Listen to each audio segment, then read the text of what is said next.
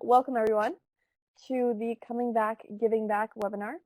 My name is Katie and I'm an alumni representative for virtual engagement, and I am joined by Nicole and Lagaya from iEARN USA, and we are very excited to have partnered together to present the very first NSLI-Y Alumni Association webinar, in which we will be having myself and 4 presenters talking about ways they've used their NSLI experience in their career and community service projects to give back to their community.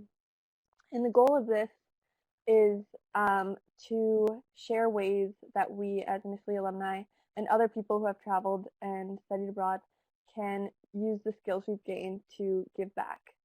And it's part of a month-long campaign that we're running called Coming Back, Giving Back, in which we are sharing stories on NSLI Interactive to talk about, again, ways that we can give back and with the hopes that we inspire and also enable people to do similar work and enter similar fields. And so feel free to ask questions in the chat box as people are speaking, and at the end we're going to have a question and answer session with our 5 speakers, and you'll be able to hear their answers to your questions. So I'm going to be talking about my work in immigration legal services. I participated in NSLI to Egypt in 2010, and since coming back I have worked with refugees and immigrants in several different settings. And I think that is something that a lot of NSLI alumni have done, and I think it's a great way to use your language skills. And so I want to highlight how you can do this in your own community if you so choose. And so when I first came back from Egypt as a senior in high school, I started working volunteering as an English tutor for a refugee resettlement agency. And then my senior year of college, I had 2 internships, one in Costa Rica, working with Central American asylum seekers, conducting intake interviews with them to see if they could qualify for refugee status. And then the second one, working with a community-based organization in New York that worked with Arab immigrants, helping them to apply for citizenship, green cards, and other immigration status changes.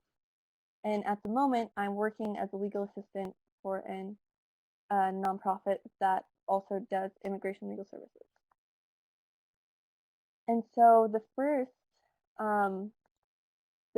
organization that I volunteered with was called Lutheran Social Services, and it was a refugee resettlement agency, which is an organization that when refugees are resettled from the U.S.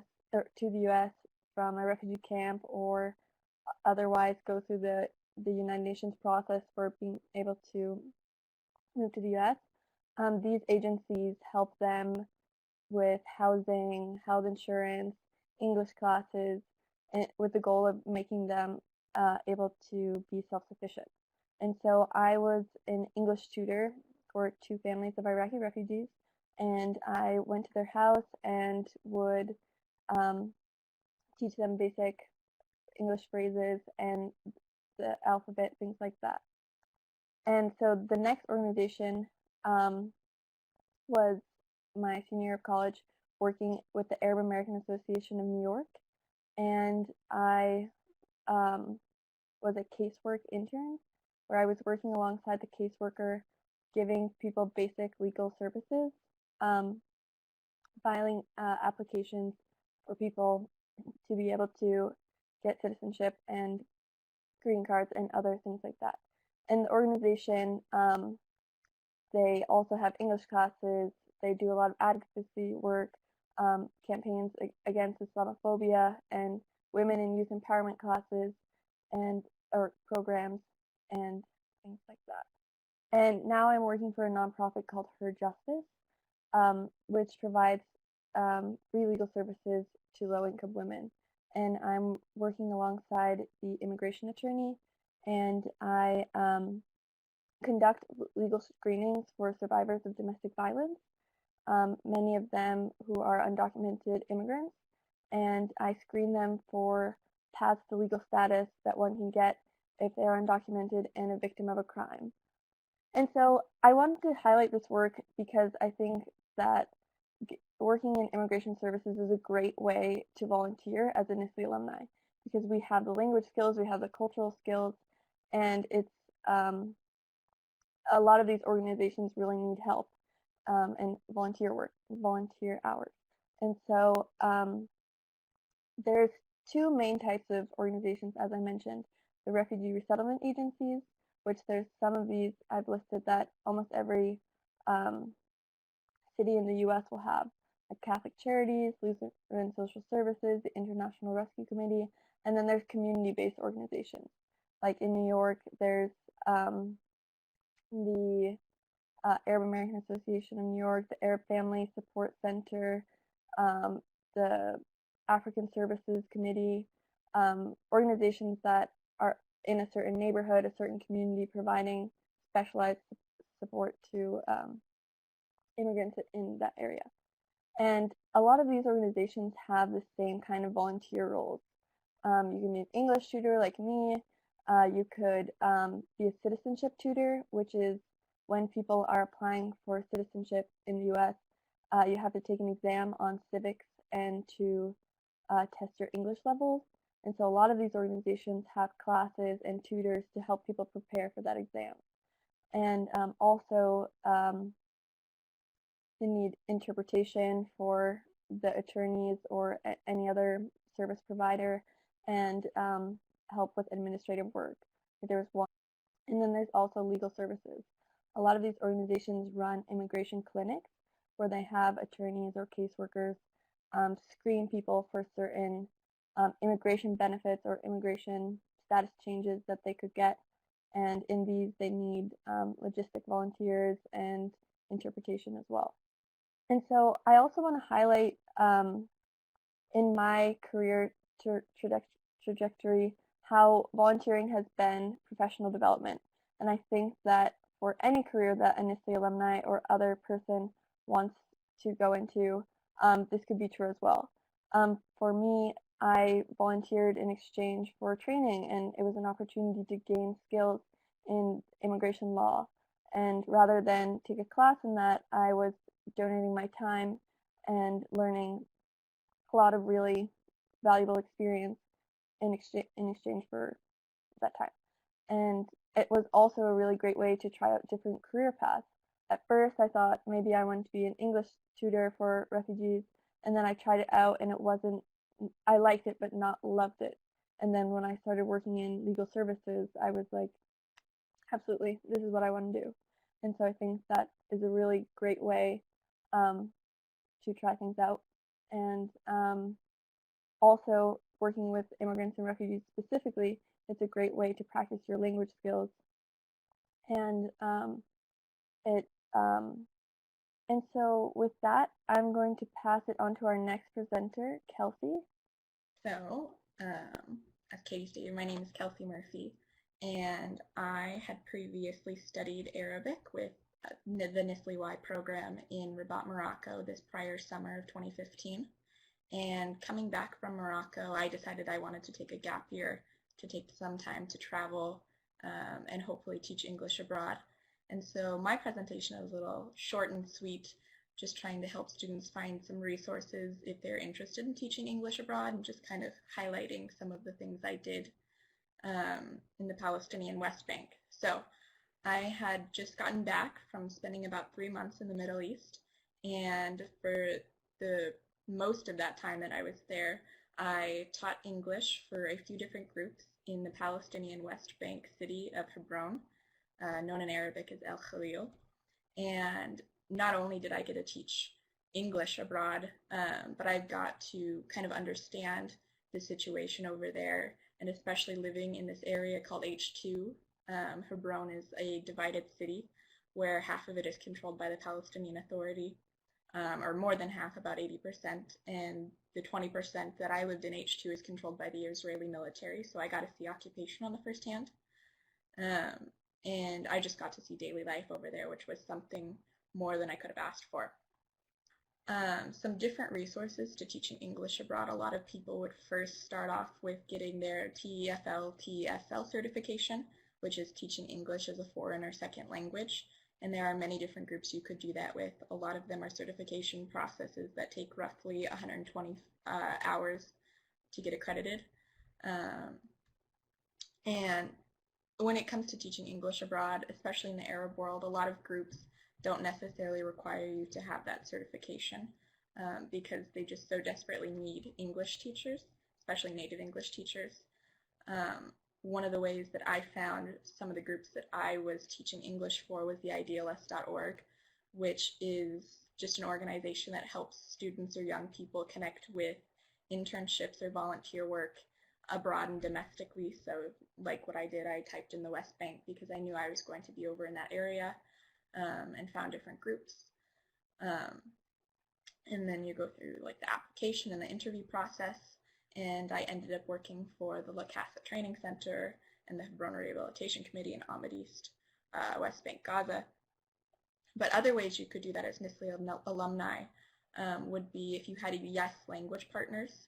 So for example, in Morocco, not only did we learn Modern Standard Arabic and Darija, which is the dialect over there, we had yes language partners. So they were Moroccan students who had studied in America and came back to Morocco, and they spent part of their time teaching us the colloquial dialect.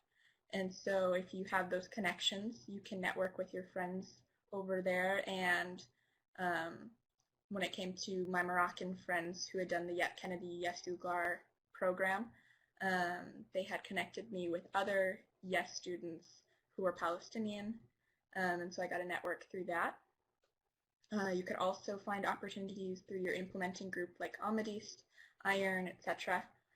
And so essentially I taught English for the Casa, HRC, and I did a little work with Ahmed East, but the Casa Training Center is just a training center that provides language services to Palestinians in Hebron, predominantly English and Hebrew.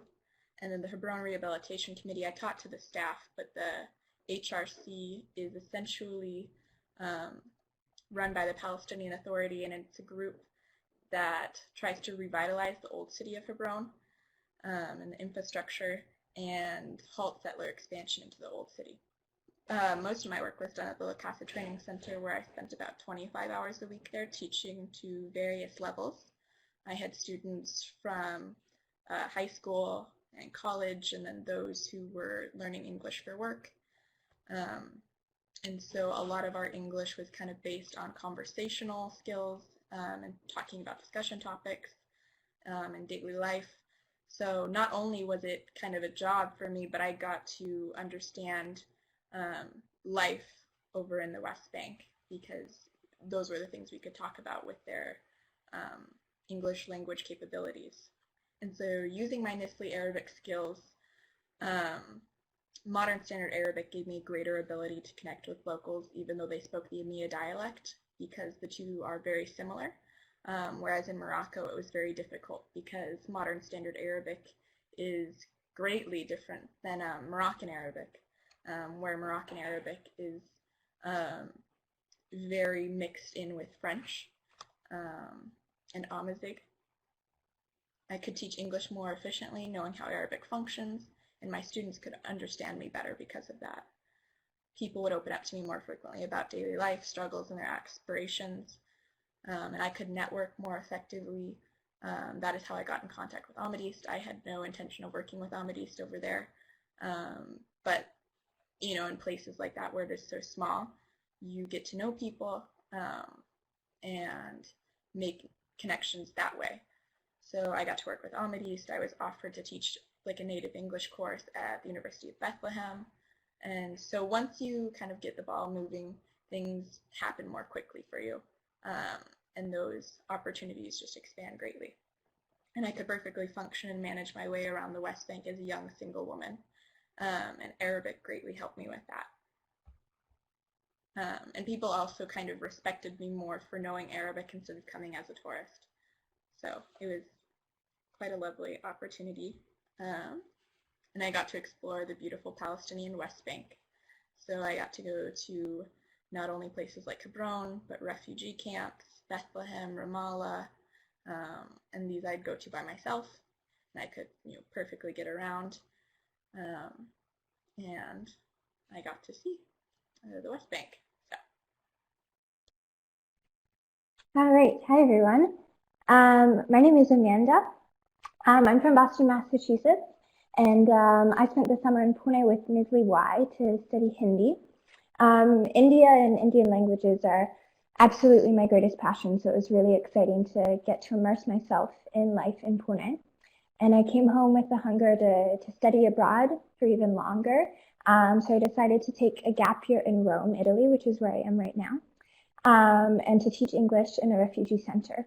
But this evening I would love to talk about my experience with the LGBTQ movement in Rome and in the entire country, because it's a really exciting time here, and I feel really, really lucky to be able to be a part of it. In addition, my work here I feel has been greatly informed by my time in India with NSLI-Y. In India I felt really eager to seek out community and to be an active participant in it, which is something that I really still desire today, and something that has been a very powerful thing in my life these past few months. So I'm really excited to get to share my experience with you, and I hope that some of what I share is helpful. So first, a little background on what's going on in Italy right now.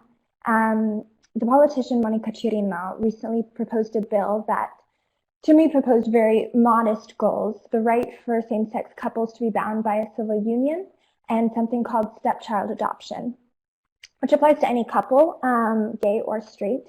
For example, if, let's say, a man with a child divorces and remarries, let's say, a woman, and the two of them raise this child together, if this man passes away, this child's stepmother will not be able to adopt the child. Instead, this child will have to be sent to an orphanage, to a foster home. So this part of the bill really does affect many, many families in Italy. The other part of this bill that has been really impactful is called the obbligo di fedeltà, which states that both people in any marriage or union have the responsibility to support a family and remain loyal to each other. Unfortunately, in order to garner enough support, proponents of this bill had to remove both the stepchild adoption and the obbligo di fedeltà, the latter of which isn't hugely important, but symbolically it's very offensive because it implies that people in a same-sex union aren't capable of being responsible or faithful. So consequently, people from all over Italy gathered in a huge square, fittingly named the Square of the People, to protest.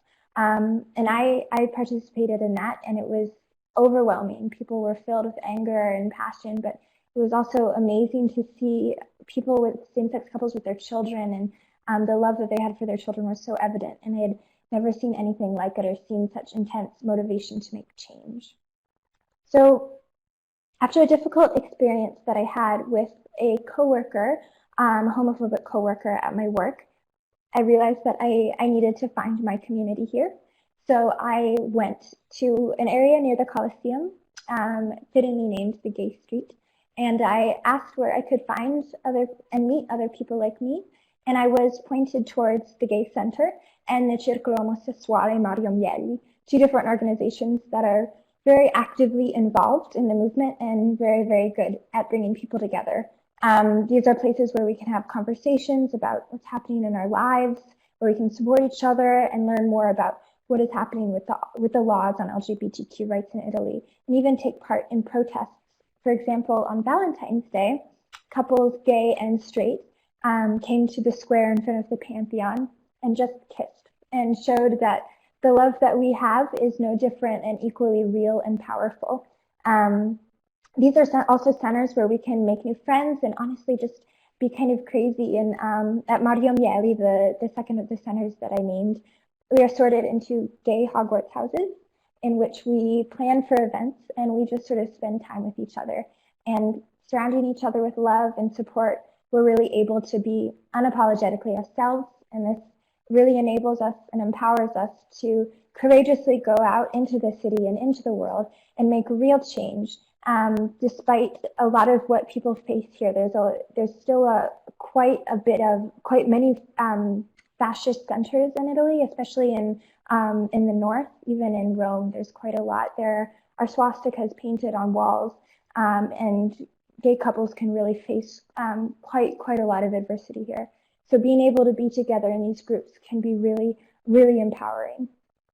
This year, we're celebrating a really incredible accomplishment. The Gay Center has been running a helpline for those who need it for 10 years. And it's really inspiring to see my peers taking part in this and going out into the world and making change. So for me, the first step in making change is making community. Change never happens from the work of just one person. In India, we had the opportunity to help students at a government-run school study English. And I became very close with my three partners, Payal, Gayatri, and Tejasri. And though we didn't do a lot of studying together, we shared our favorite Bollywood movies and sang our favorite songs together and danced. And even though I was only in India for 2 months, at the end of the trip, they gave me their phone number and we're still in touch today. These relationships have really grown strong, even stronger than some relationships I have with friends in my own country who speak my own language. Especially while abroad, while operating in a foreign language, I think it really takes an active effort to seek out community. And by doing this, I was lucky enough to find myself in a wonderful group of friends here in Rome. We spend so much time together talking, laughing, arguing, protesting, and thinking. And at these two respective centers that I just spoke about, dialoguing is a core part of how we bring change about and a crucial step in understanding each other better. I think dialoguing really has to be active. It's not dialogue if you're not asking questions, and it's also equally important to share parts of yourself, to jump in and to really take part. As we've all learned on our trips abroad with NSLI-Y, dialoguing in a foreign language is terrifying, and it takes a lot of courage. It really requires you to lean into that discomfort and to face your insecurities head on. So, I think it's absolutely okay to be quiet and just to listen. It's also a great way to show your community that you're there and that you're there to support them. But sort of diving into your fear and letting yourself make mistakes, even laughing at yourself, makes it a lot easier, a lot faster, and can bring you closer to your community. So the cross-cultural dialoguing skills that we learned in NSLI-Y are really crucial in taking part in any movement. It's important to be clear while you're speaking in a foreign language and also to be a good listener. This is, I've found, really important. I came out as a lesbian at 15 or 16 years old, pretty young, and since then I've really loved taking part in the LGBTQ movement in Boston. But I'm not an authority and I am not an expert by any means, nor should I act like one, especially not while I'm here in Italy. Simply put, this is a different country, and so much will be different in the way that things work and in others' opinions. I have a couple of friends here whose opinions I seriously disagree with, whose opinions even offend me at times. But I've found that when I try to take advantage of these disagreements to learn about my friends and to share my own opinions and experiences, we grow even closer, which really empowers us to talk about different ways that we can make change. And I think that when you open yourself up to conversations like this, your opinions might change, which can be exciting, or you can grow even more confident in them. While involved in advocacy abroad, I think it's great to share tips and to share ideas from your own experiences. It's really important to be active, but even more importantly, to check yourself and to make sure that you're not taking over. I think it's really special to be able to be a supporter while you're abroad. It's really special to be here for me with my girlfriend and with my friends, supporting them and simply being here while this humongous change is going on. I think, finding when I put my relationships first, I've been surprised by how much can grow from opening myself up. So in India, we saw extreme poverty frequently, and we heard stories on the news of abuse against women. And many of us were really shocked and really angry and spoke negatively about the country, which offended quite a few of our teachers and affected our relationships with them. I think having conversations comparing our respective countries is such a great way to learn about each other. But it's so important to be careful not to hurt the people whose country you're talking about.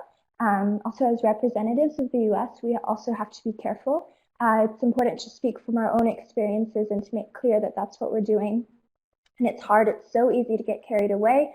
It's easy to start saying, well, if this were America, et cetera, et cetera. In many ways, I feel like the US seems so far ahead of Italy, but in many, many others, it feels so far behind. So it's really important not to put either country on a pedestal or to degrade it, but to try to see these countries as they are.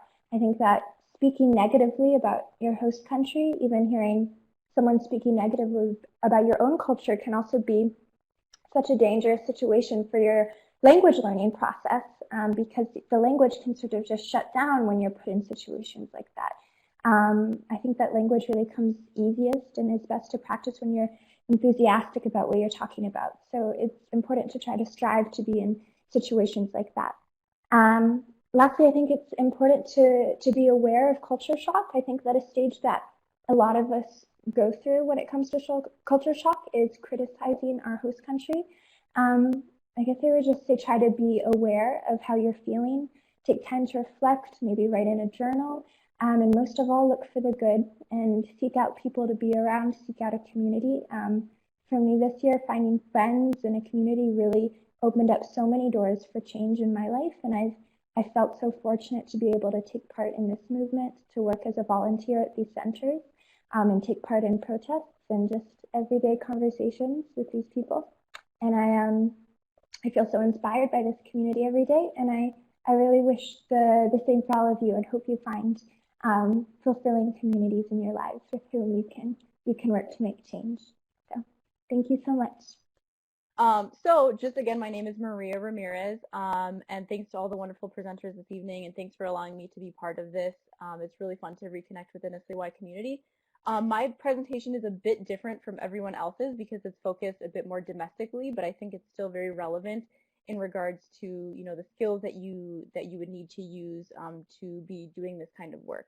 And so it's just kind of an alternative for people who might be interested in using our skills that we've learned through NSLI-Y and strengthened, but staying in the US. So just a little bit of background about myself. I participated in NSLI-Y in the summer of 2006 in Cairo, Egypt. So to my knowledge, that was the first program that was offered through NSLI-Y. I think at that time it was even called the Strategic Language Initiative, SLI, and they changed it.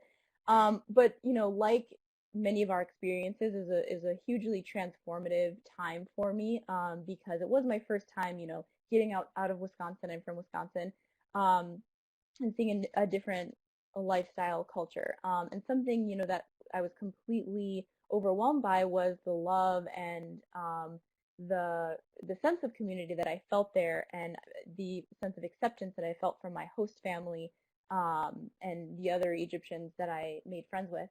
And so upon coming back to the US, it was very difficult because I was trying to tell people about my experience, and there was talk of, did you meet any terrorists? I'm surprised you're alive. All these really negative stereotypes coming to head that really surprised me after having such a positive experience in Egypt.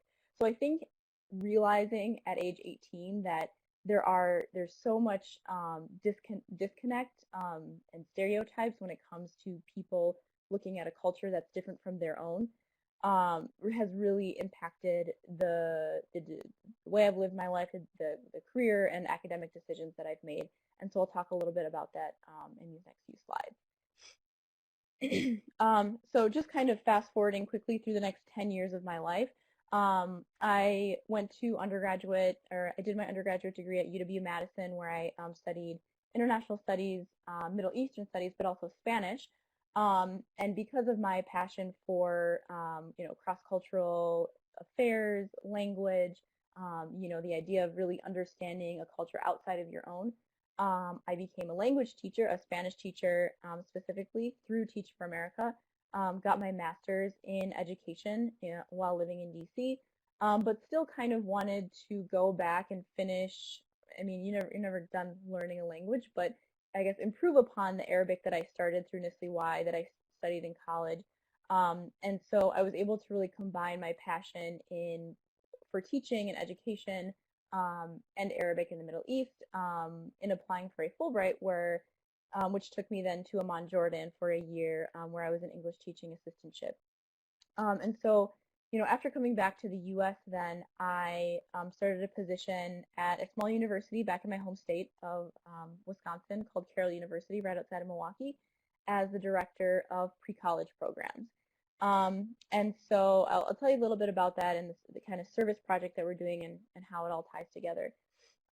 So one of the programs that I run is called Project Pioneer. It's a Saturday enrichment program, which brings students from Milwaukee to where our university is located a bit outside of Milwaukee, and allows them to take part in workshops, classes, field trips, a variety of activities that will allow them to understand better what it's like to be a college student, so that once they reach college, they're more likely to be successful there. And while this is a domestic program, with domestic students, it really, I think, speaks to that idea of bringing different cultures and backgrounds together. Something that we know very well here in Milwaukee is that our city's very segregated. The north side is majority African American, the south side is majority Latino, and the east side is majority white. And so, those ideas, again, I find myself traveling, between or amongst all the areas and hear comments, oh, I can't believe you went to that neighborhood, or did you feel safe? The last time I was there, this is what I saw. And so even though I'm in, my home area, there's still those misunderstandings between cultures that are really pervasive, the same kinds that I experienced coming back from Egypt. And so I think it's really important. We have 35 participants from all different areas of Milwaukee that come together and so are able to kind of explore a culture outside of their own, while also really thinking through their identity and how the rest of their community and the U.S. sees them. So I also really wanted to give the students an opportunity to step outside their community in a different way, because my experience with NSLI-Y was so transformative in that, I really saw how much I didn't know about the rest of the world.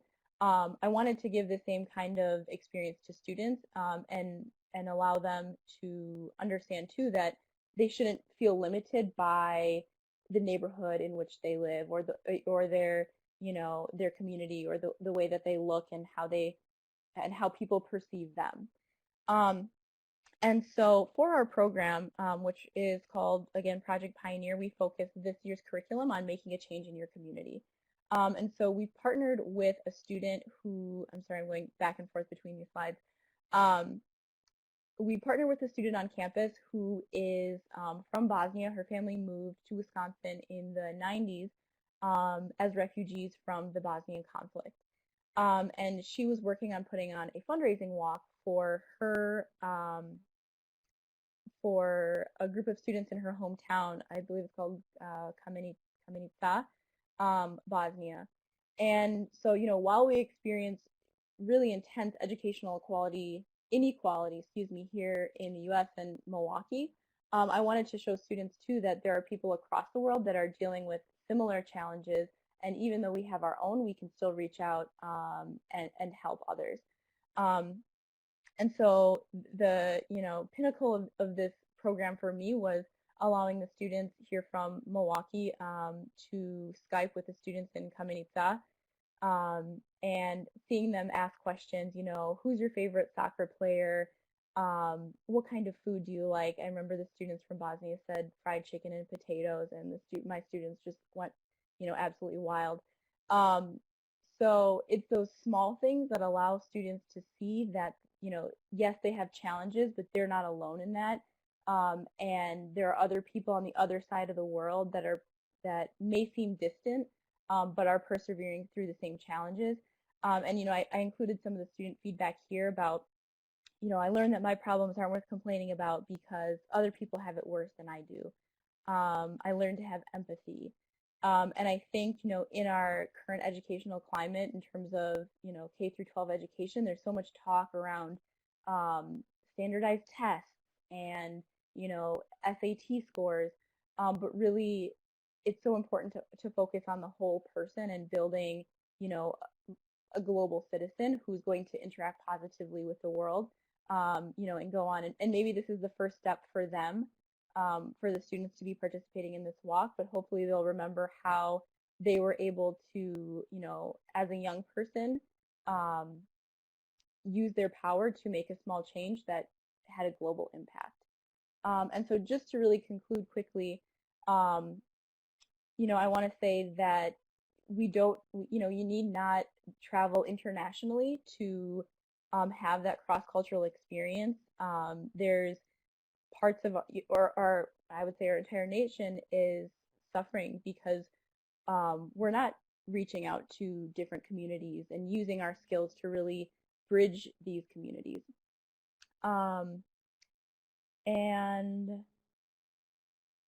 Yeah, so I believe that's it. I know I'm probably at time, so thanks also everyone so much for listening. Hello everybody, I'm Star. I have the horrible spot of going after all of those amazingly talented, wonderful people, but I'm going to do my best. So my presentation is just kind of going to go through some quick milestones in my studies and careers that I feel have enabled me to contribute as fully as possible to my community. So starting, of course, let's find the button here, was NSLI. And so I was part of the pilot program for the semester and year programs, and I went to Egypt. I was in the city of 6th of October, which is a suburb of Cairo. And I was sort of unique in my group because I, have always been an environmentalist. In high school, I was the president of my environmental club, and I've always wanted to work in sort of a green, science-based field. And of course, a lot of my peers, wanted to go into the State Department or the CIA. But I was still able to learn so much from the NSLI experience, and I really, really fell in love with the country and the culture. Next big milestone for me was a Boren Scholarship I had in my undergrad. I was an undergrad at American University. And my national security argument was about natural resource management and how good, equitable, ecologically based use of those resources would strengthen Egyptian national security and ultimately American national security. I was so happy to return because I had tried for several years to find a way to get back to Egypt. But unfortunately, once I got there, it was not without its hardships. There's a lot of great things, but the political situation was fairly challenging because that was after the sort of initial revolution. And I also suffered a fairly severe personal injury, and so both of those things really limited my mobility. But despite that, I was able to really engage at a higher level with the city and understand things that were going on more deeply. For instance, I was very interested in sort of the urban fabric and public space theory and the lived environment. And I had some very important sort of realizations from my career that cities can't be separated from environmentalism. The environmental health of cities, especially the marginalized populations of those cities, are so important and need to be understood in the context of the whole global ecosystem because we're all part of it. All landscapes, all people, all animals. So super fortunate. I wanted to also receive a Hollings undergraduate scholarship from the National Oceanic and Atmospheric Administration. I wanted to include this because I feel like I really couldn't have gotten a scholarship without the background that NSLI gave me, even though it seems semi-irrelevant. I think the maturity, of course, it looks good on a resume, but this sort of communication skills I developed there. But also, this was a really great experience because I was able to travel and learn about a different culture while still staying in the United States. So I did a research summer project in Alaska, and it was just, a beautiful landscape, a great place to learn about a really interesting subculture of the U.S. And you don't have to leave, as Maria was saying, you don't have to leave the country to contribute. I would argue you don't have to go as far as Alaska either, but just there's so many, if you do want to travel, there's so much just within the U.S. There's a lot of great opportunities. So I then went back to American University. I worked for the American University Office of Sustainability, did some volunteering, some interning, all that stuff. I graduated, and then I did some more learning about sustainable agriculture, and I did some volunteering around the Mediterranean. I was in Spain and Jordan learning about different practical techniques for sustainable landscape use. So then I actually made it back to Egypt a third time, and this was really a fantastic experience because I was finally able to really delve 100% into the things that I love, which are environmental science and environmental activism. Just because of the conditions in past times, I couldn't really do it, but this time I was there and it was my career.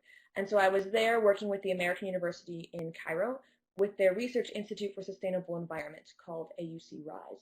It was a really, really, really great experience. I was there for a year. And also I'd just like to note, if you see that little puppy there, I loved my job, but I also added a new member to my family, my puppy Jupiter, and she's with me here in Canada right now. So I'm very fortunate.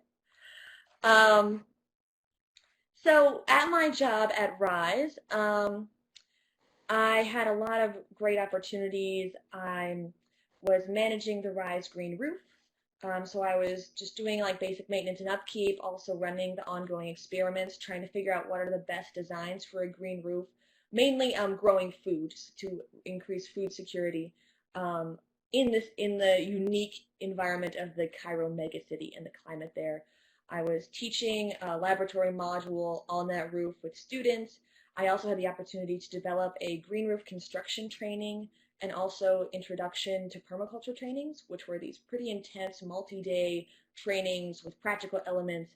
And I mean, I certainly hope the participants learned a lot, but I learned a lot in the process of developing those curriculums.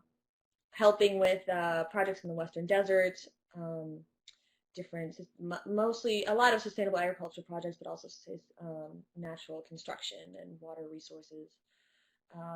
And it's a really cool organization. If anybody is interested in the Middle East and environmental programming, I strongly suggest you look into getting in touch with RISE in some way.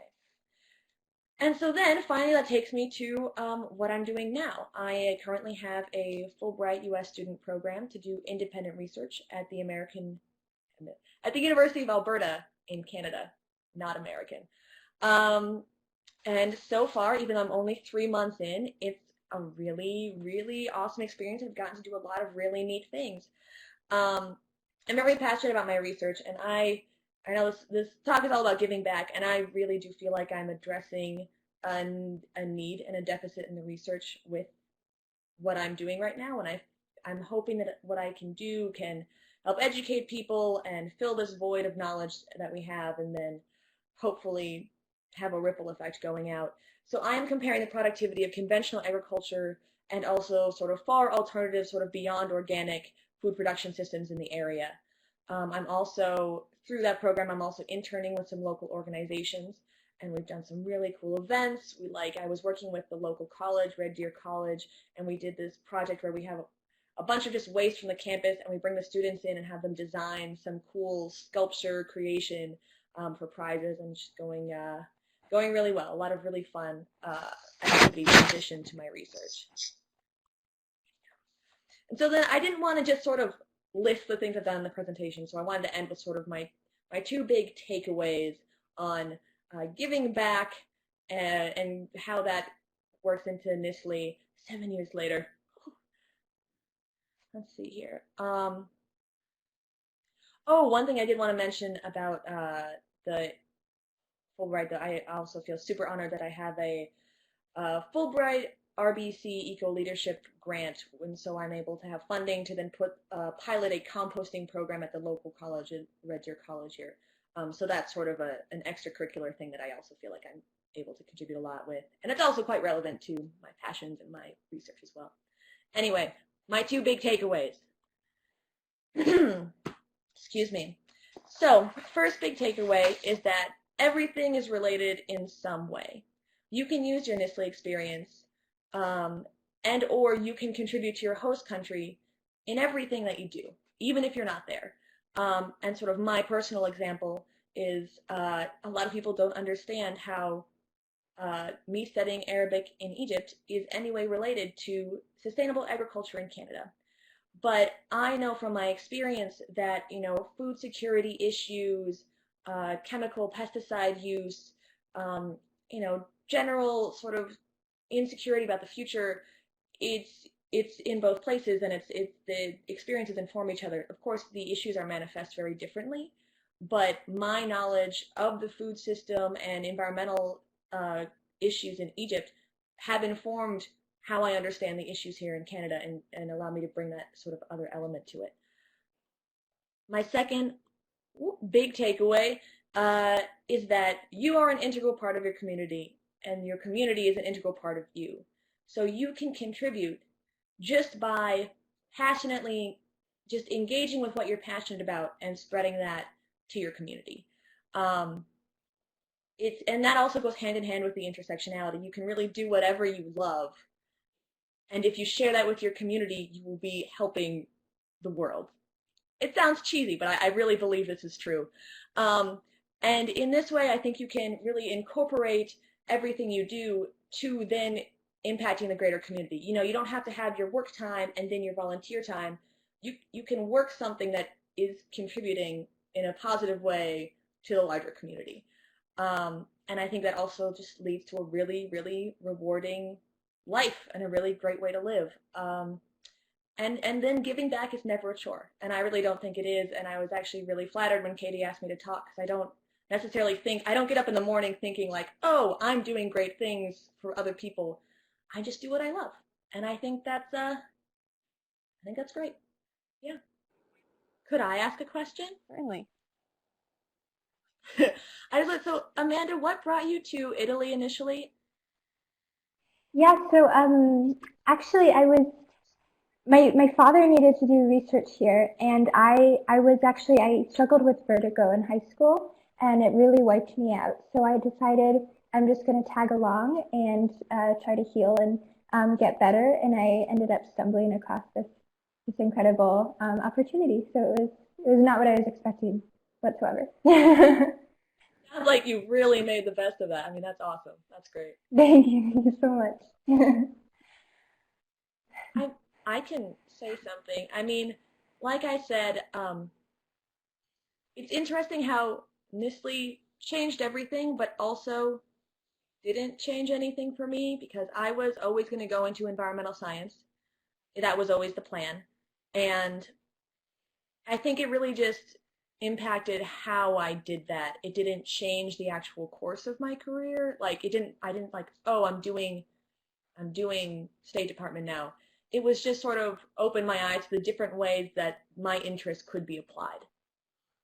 Yeah. I think for me especially, that NSLI didn't really help me figure out which career to pursue, because I was already interested in studying Arabic.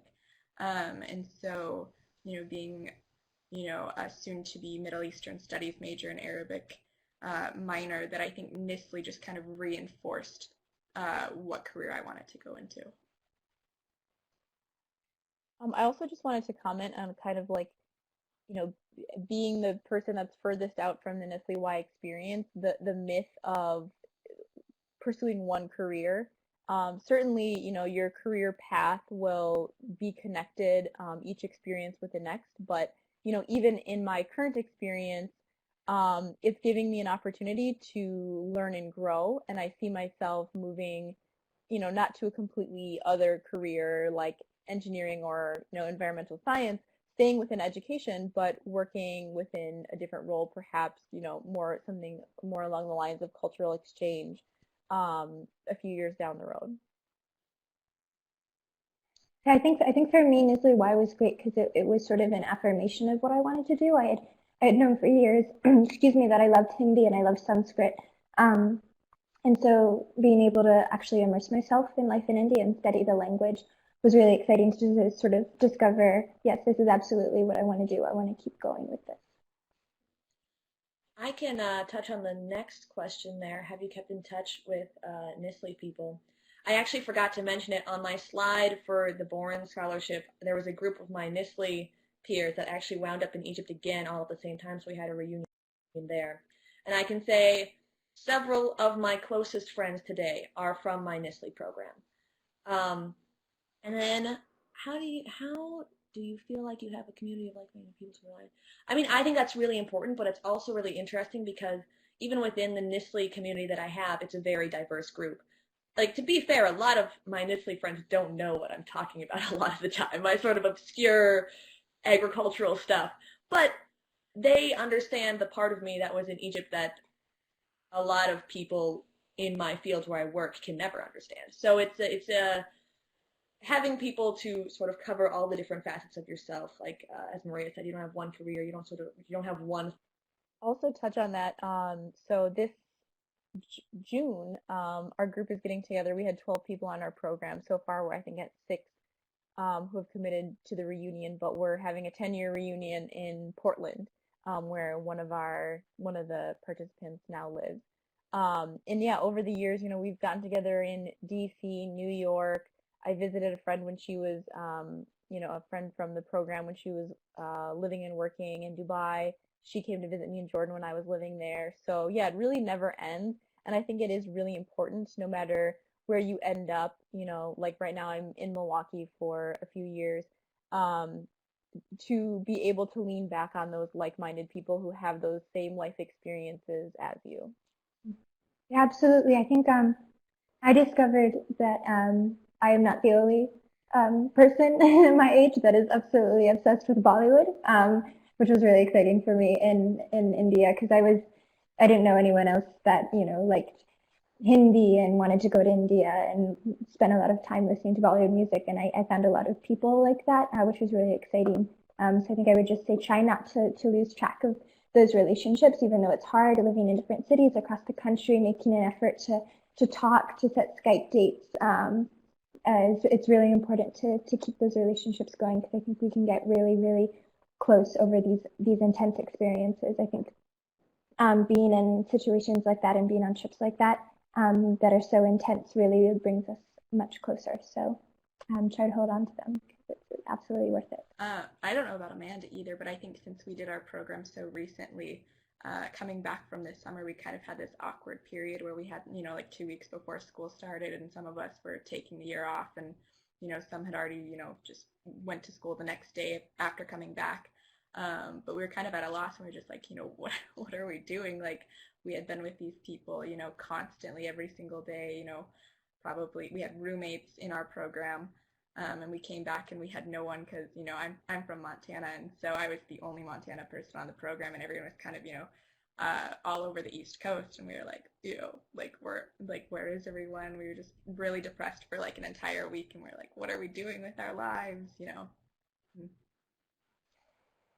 I think the question from Anne and the question from Jared can kind of go together, at least in my opinion, in regards to how is NSLI-Y different from kind of average study abroad programs. So I did NSLI-Y before I went to college. Then I studied in Spain as my study abroad experience. And NSLI-Y, I think, really helped shape how I viewed the Arab world. And because you do live with a host family, it's a very immersive experience, where as a study abroad experience is kind of, it's fun. It's, I don't know.